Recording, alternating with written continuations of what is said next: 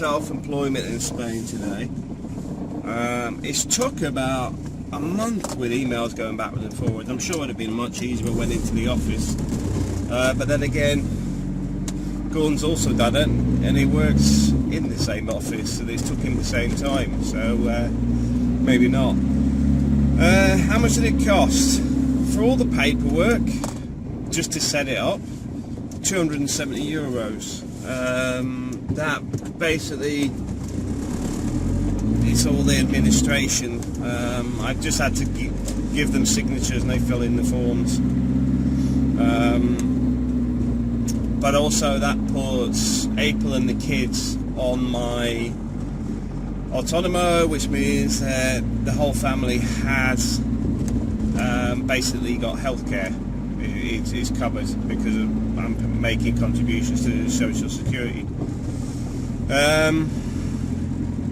What advice would I give? Well, the first thing is, if you're coming to Spain to live, one thing I will say is I found out that mostly the private insurance per person worked out about 30-40 euros upwards. So when you set this up, you're looking at about 60 euros a month for your Social Security, plus another 60 euros a month for the accountant to process your paperwork, because obviously you could put receipts and stuff in. I find the rate's a bit high. It's higher than I would pay in the UK for something which is going to be a fairly dormant business, because you normally, an accountant bases it on the amount of work you're giving them, not just, oh well, just pay us this. But it does seem a bit like that in Spain. It's a bit, well, it's administration. But then again, there is a lot of administration in Spain. There's a lot of processes for everything. But what I was getting on to is, if you're paying for a family for healthcare, even at the higher rate of the Social Security payments, it actually works out probably about the same or a little bit cheaper. Also, for new businesses, you get a discount. So my first sort of 6 months is going to be around 60 euros a month, but it does steadily go up. I haven't got the tariff with me, and I'm actually driving as well, so I can't actually tell you exactly how much it is, but I'll stick it in the link on the video. But the main reason for the Autonomo is to get my residency. They want to see an income in Spain. The problem I have is where we live, there is only really seasonal work, and there isn't a lot of that about. I mean, most of these are retirement flats. They're not. It's not a bustling area, and also my Spanish is not on par with what it should be. So by the time I'd got my Spanish up to speed to get a job locally, I could have actually just done the self-employment route, used my income from PayPal and stuff for the next few months, and done it that way. Because once I have my residency, I then process April's, because I can't process April's until I process mine.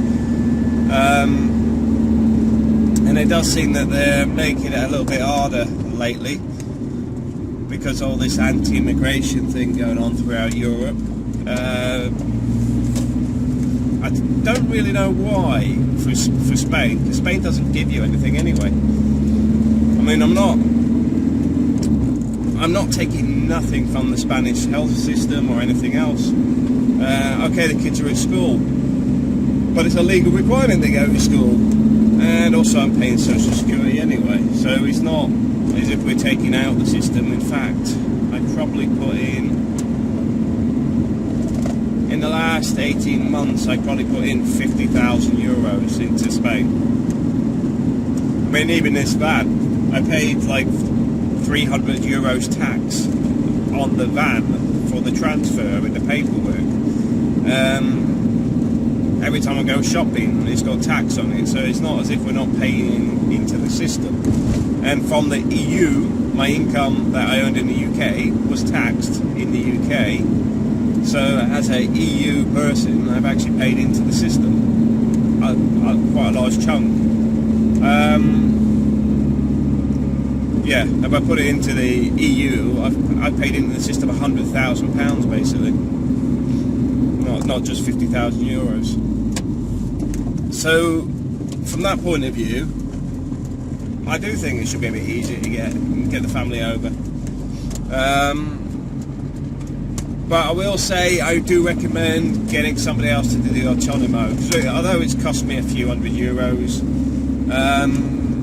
the bureaucracy here is just crazy. They seem to make a job out of it. Well, they do make a job out of it. I mean, if you've got to do your padron every 3 months, your what do you call it? The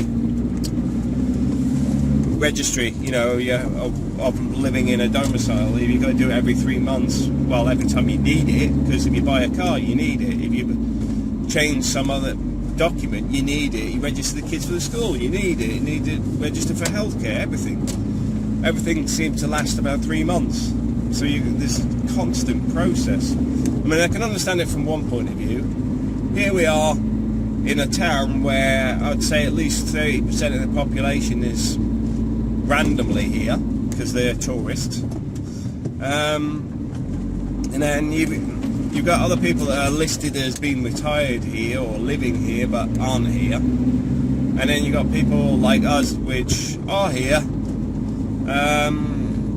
They need to know who's who, because when you build schools, you need to know exactly how many people are going to be in. You know, do I need to build a school here? You could build a school in the wrong area because it's full of tourists. So although you've got like 50,000 kids or whatever, they're not kids at their school, they're kids going there on holiday. I know 50,000 is exaggerating before somebody sticks it in the comments. But yeah, Autonomo's done. That's one less headache. And I do say one less headache because it's one of the ones that's frustrating. The good thing of this, though, my online stuff's just about making enough money to cover our expenses for the next 6 months.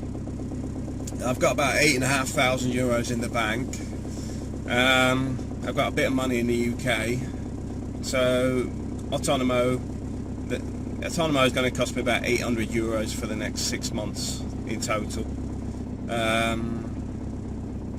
After that, on to getting the residencia for me, then the residencia up in Alicante for April.